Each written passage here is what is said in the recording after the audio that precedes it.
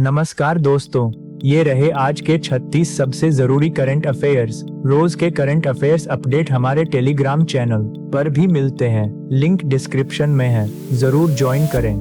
तो चलिए शुरू करते हैं। आगे है अर्थव्यवस्था।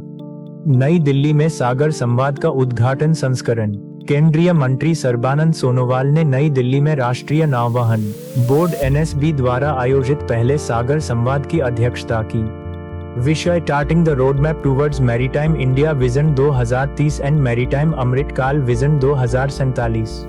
मंत्री ने 5 सूत्रीय रोड मैप पेश किया और अगले 5 वर्षों में भारतीय मर्चेंट फ्लीट में 100 नए जहाज जोड़ने की योजना बनाई। कर्नाटक में SCCL की सोना और तांबा अन्वेषण परियोजना। तेलंगाना ने 27 अगस्त 2026 को कर्नाटक के रायचूर जिले के लिंगदहल्ली में SCCL की पहली सोना और तांबा अन्वेषण परियोजना शुरू की। केंद्रीय खान मंत्रालय द्वारा SCCL को 199.13 वर्ग किलोमीटर का देवदुर्ग खनिज ब्लॉक आवंटित किया गया है। यह कोयला खनन दिग्गज SCCL का महत्वपूर्ण और रणनीतिक खनिज अन्वेषण critical and strategic mineral exploration में पहला प्रवेश है। आगे है अंतरराष्ट्रीय। केंद्रीय राज्य मंत्री जितिन प्रसाद की मोरक्को की आधिकारिक यात्रा। मैटी राज्य मंत्री जितिन प्रसाद ने 24-25 अगस्त 2026 को मोरक्को में 7वें भारत मोरक्को संयुक्त आयोग की सह अध्यक्षता की। दोनों देश अगले 5 वर्षों में द्विपक्षीय व्यापार को दोगुना करने पर सहमत हुए। 2025 में ये 4 बिलियन USD से अधिक था। अधिमान्य व्यापार समझौते की संभावना तलाशने के लिए संयुक्त कार्य समूह JWC का गठन किया गया। FSSAI ने मोरक्को के ONSSA के साथ समझौता ज्ञापन और सांस्कृतिक विनिमय कार्यक्रम 2026-2030 पर हस्ताक्षर किए। एयर इंडिया और ड्रक एयर के बीच इंटरलाइन साझेदारी। एयर इंडिया ने भारत भूटान कनेक्टिविटी को मजबूत करने के लिए अगस्त 2026 में भूटान की राष्ट्रीय वाहक ड्रक एयर के साथ साझेदारी की।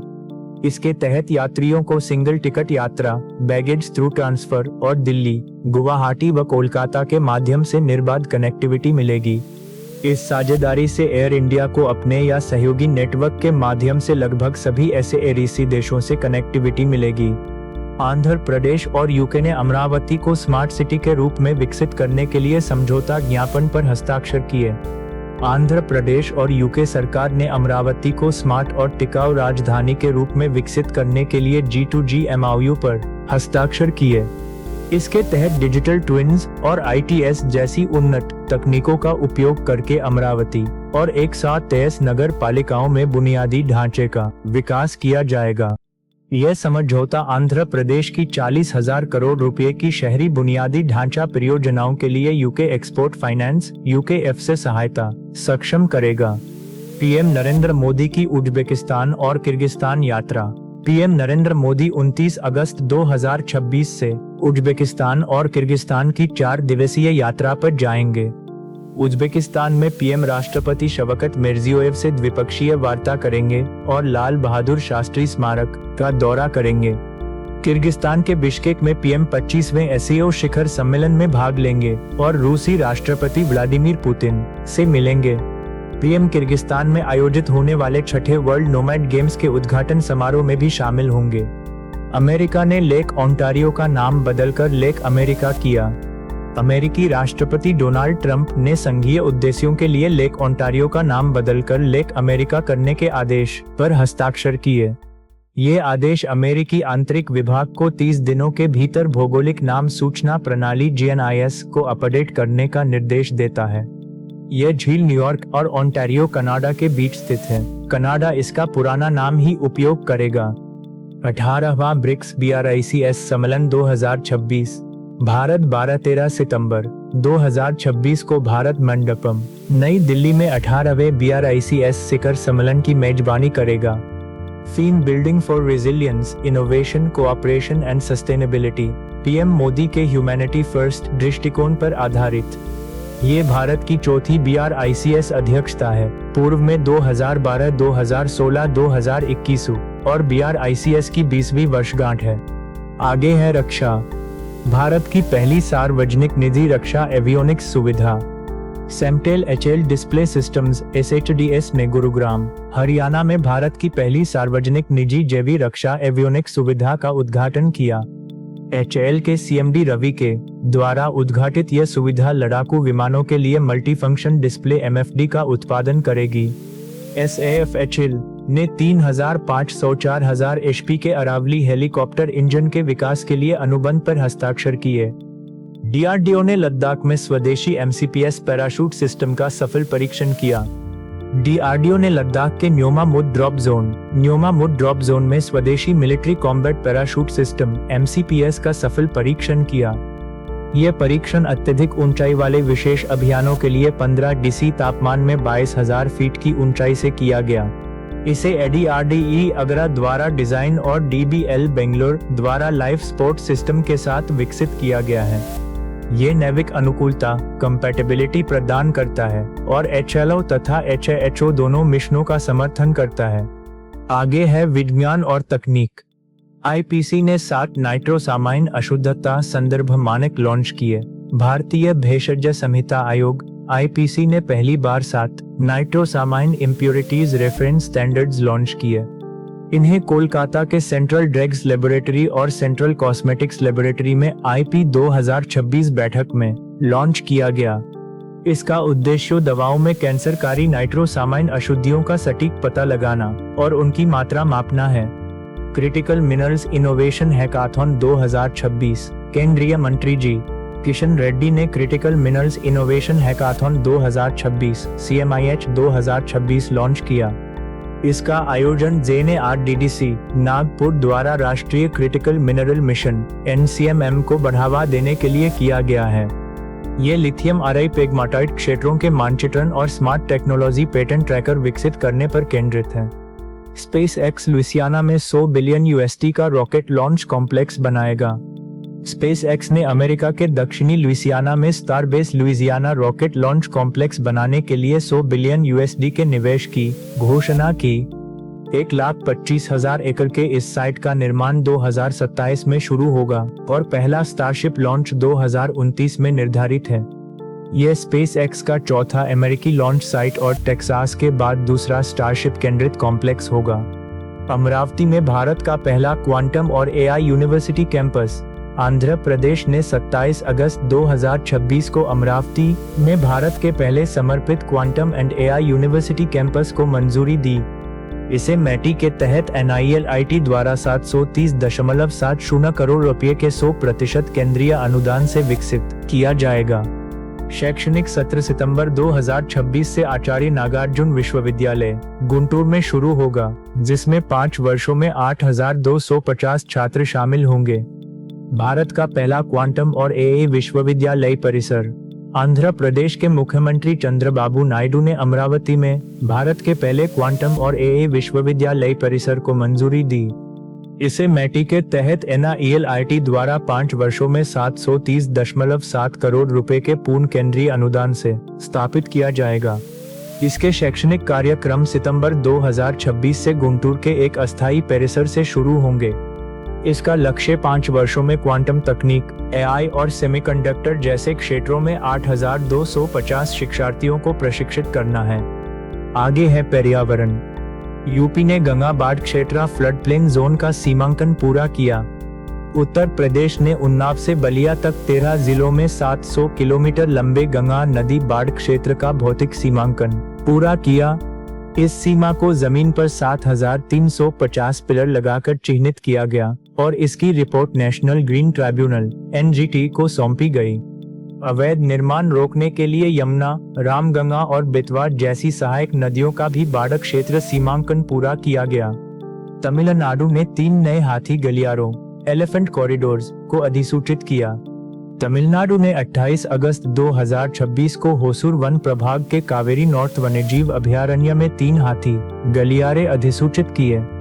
ये गलियारे हैं जवलागिरी उलीबंदा थगत्ती 3,241.53 हेक्टेयर, जवलागिरी पनई अंचेत्ती 1,881.47 हेक्टेयर और बिलिकल जवलागिरी 196 हेक्टेयर। ये अधिसूचना मद्रास हाईकोर्ट द्वारा राज्य में 41 भूमि सत्यापित हाथी गलियारों को जल्द अधिसूचित करने के निर्देश पर जारी हुई। नेपाल तिब्बत सीमा पर ग्लेशियर झील फटने की घटना। GLOF 26 अगस्त 2026 को हुए ग्लेशियर ढहने से नेपाल तिब्बत सीमा के पास GLOF की घटना हुई। छोचेन खोला और पुरेपू सांगपो के संगम पर बनी 20 लाख घन मीटर की झील 28 अगस्त को ओवरफ्लो हो गई। इससे नेपाल का रसुवा जिला और तिब्बत का गिरोंग ट्रेकपोर्ट गंभीर रूप से प्रभावित हुए। MIA के अनुसार इस आपदा में 288 भारतीय नागरिक लापता और लगभग 200 चीनी सीमा में फंसे हैं। बिहार का वृक्ष रक्षा दिवस। बिहार में पर्यावरण संरक्षण को बढ़ावा देने के लिए रक्षा बंधन को वृक्ष रक्षा दिवस ट्री सेफ्टी डे के रूप में मनाया जाता है। इस अवसर पर लोग पेड़ों को राखी बांधकर उनकी रक्षा करने और वनों की कटाई के खिलाफ जागरूकता बढ़ाने का संकल्प लेते हैं। आगे है सरकारी योजनाएं। IDFC फर्स्ट बैंक और IIM कलकत्ता ने लॉन्च किया IGNITIA कार्यक्रम। IDFC फर्स्ट बैंक और IIM Calcutta innovation park IIMCIP ने 2 करोड़ रुपए का इंक्यूबेशन प्रोग्राम IGNIT लॉन्च किया। यह कार्यक्रम सस्टेनेबिलिटी, सर्कुलर इकोनॉमी और ग्रीन मैन्युफैक्चरिंग के क्षेत्र में काम करने वाले स्टार्टअप्स को लक्षित करता है। इसके तहत 16 चयनित स्टार्टअप्स को 1.36 करोड़ रुपए का प्रत्यक्ष अनुदान, प्रत्येक को 25 लाख रुपए तक दिया जाएगा। पात्रता के लिए स्टार्टअप भारत में पिछले 10 वर्षों के भीतर पंजीकृत होना चाहिए और कम से कम एक संस्थापक भारतीय नागरिक हो। यूपी कैबिनेट ने बुजुर्ग महिलाओं के लिए लोकमाता अहिल्याबाई मातृशक्ति योजना को मंजूरी दी। यूपी कैबिनेट ने 60 वर्ष और उससे अधिक आयु की महिलाओं को UPSRTC बसों में आजीवन मुफ्त यात्रा के लिए लोकमाता अहिल्याबाई मातृशक्ति योजना को मंजूरी दी। लाभार्थी वैध पहचान पत्र दिखाकर इस सुविधा का लाभ उठा सकती हैं। UPSRTC इसके लिए विशेष स्मार्ट कार्ड जारी करेगा। इस योजना से राज्य की 1 करोड़ से अधिक महिलाओं को लाभ होगा, जिससे सरकार पर मासिक 22.5 करोड़ रुपए का खर्च आएगा। PM जन धन योजना के 12 वर्ष पूरे। PM नरेंद्र मोदी द्वारा 28 अगस्त 2014 को शुरू की गई PMJDY ने वित्तीय समावेशन के 12 वर्ष पूरे किए। 19 अगस्त 2026 तक 3.17 लाख रुपए करोड़ की कुल जमा राशि के साथ 59.09 करोड़ खाते खोले गए। कुल खातों में से 55.7%, 32.92 करोड़ महिलाओं के हैं, 77.8%, 45.95 करोड़ ग्रामीण अर्ध शहरी क्षेत्रों में हैं। योजना के तहत 41.29 करोड़ रुपए कार्ड, 2 लाख रुपए दुर्घटना बीमा सहित जारी और 10,000 रुपए की ओवरड्राफ्ट सुविधा उपलब्ध। यूपी स्टार्टअप नीति 2026 और स्टार्टअप मिशन पोर्टल का शुभारंभ। यूपी के मुख्यमंत्री योगी आदित्यनाथ ने Uttar Pradesh startup mission portal और यूपी स्टार्टअप पॉलिसी 2026 लॉन्च की। यूपी में वर्तमान में 24,000 से अधिक स्टार्टअप अहट यूनिकॉर्न सहित हैं, जिनमें 50% से अधिक महिला उद्यमी हैं। सरकार ने 107 स्टार्टअप्स को 3.42 करोड़ रुपए और 9 इंक्यूबेटर्स को 1.79 करोड़ रुपए का प्रोत्साहन वितरित किया। नीति के तहत medtech, drone, quantum computing, space tech, robotics और ग्रीन हाइड्रोजन में उत्कृष्टता केंद्र स्थापित होंगे। आगे है पुरस्कार और सम्मान। 46वें FIP अवार्ड्स 2026 में प्रकाशन विभाग ने जीते 7 पुरस्कार। सूचना और प्रसारण मंत्रालय के प्रकाशन विभाग ने पुस्तक उत्पादन में उत्कृष्टता के लिए 7 पुरस्कार, 4 द्वितीय 3 तृतीय जीते। नई दिल्ली में जस्टिस संजीव सचदेवा ने ये पुरस्कार प्रकाशन विभाग के महानिदेशक डॉ. धीरज काकरिया को प्रदान किए। आगे है खेल जगत। बेंगलुरु करेगा ग्लोबल चेस लीग सीजन 4 की मेजबानी।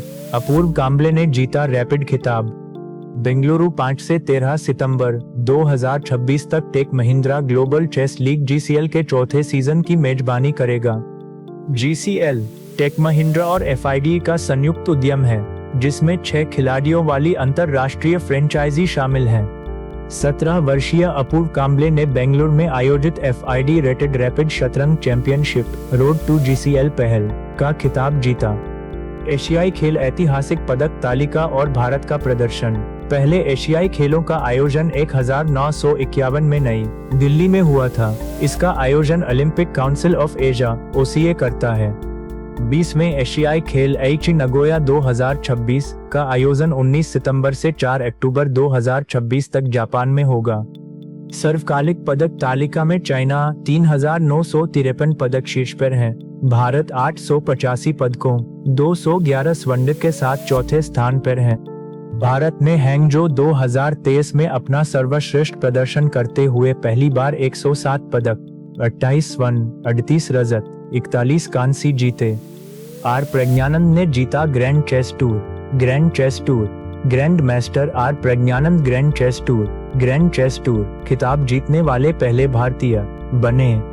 उन्होंने सेंट लुइस चेस क्लब में अमेरिकी जीएम फैबियानो कारुआना को 15-13 से हराकर $2 लाख जीते। प्रज्ञानंद, फैबियानो कारुआना और वेस्ली सो ने अगले वर्ष के ग्रैंड चेस टूर के लिए क्वालीफाई किया। आगे है कला और संस्कृति। 20वीं सदी के प्रमुख कला आंदोलन और उनके प्रवर्तक। फॉबिज्म 1905-1910 फ्रांस, एनरी मैटिस के नेतृत्व में।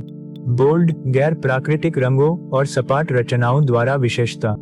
क्यूबिज्म 1907-1914 फ्रांस, पाब्लो पिकासो और जॉर्ज ब्रैक द्वारा शुरू, पारंपरिक परिप्रेक्ष्य को खारिज कर ज्यामितीय आकृतियों का उपयोग।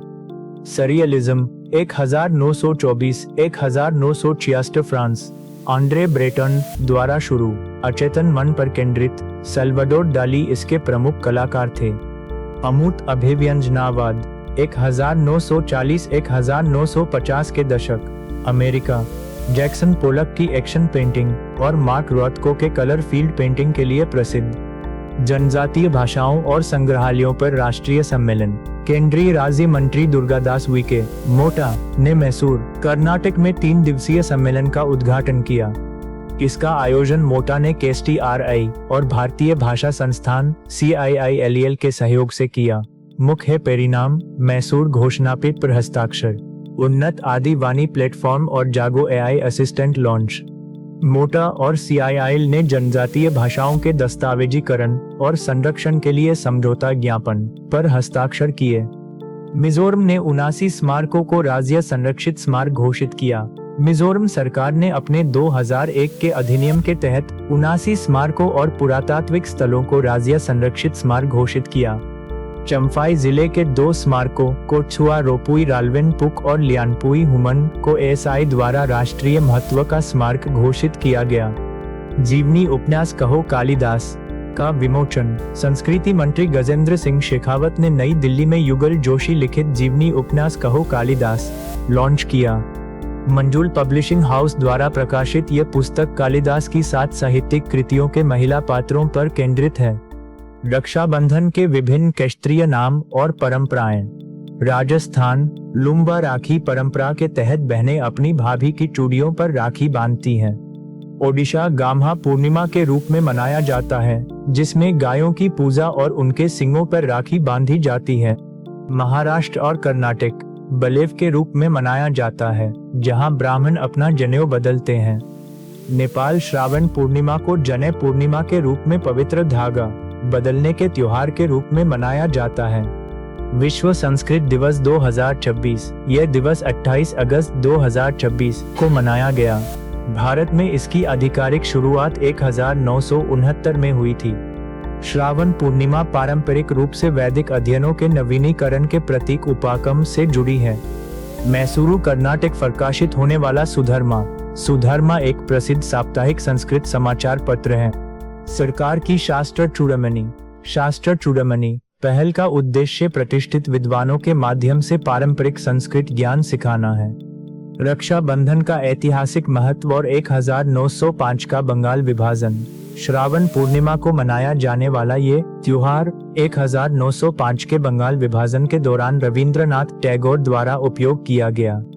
टैगोर ने ब्रिटिश विभाजन नीतियों के विरोध और हिंदू मुस्लिम एकता को बढ़ावा देने के लिए राखी का उपयोग किया। ये रस्म स्वदेशी आंदोलन के दौरान सामाजिक एकजुटता और प्रतिरोध का एक प्रमुख सांस्कृतिक प्रतीक बनी। ओडिशा का गम्हा पूर्णिमा त्योहार। ओडिशा में श्रावण पूर्णिमा को रक्षाबंधन के पारंपरिक रूप में गम्हा पूर्णिमा मनाया जाता है। यह त्योहार भगवान जगन्नाथ के बड़े भाई भगवान बलभद्र की पूजा को समर्पित है।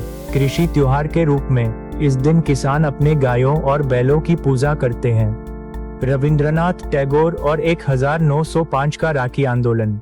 रविंद्रनाथ टैगोर ने 1905 में बंगाल विभाजन के विरोध में रक्षाबंधन को सांप्रदायिक एकता के प्रतीक के रूप में इस्तेमाल किया।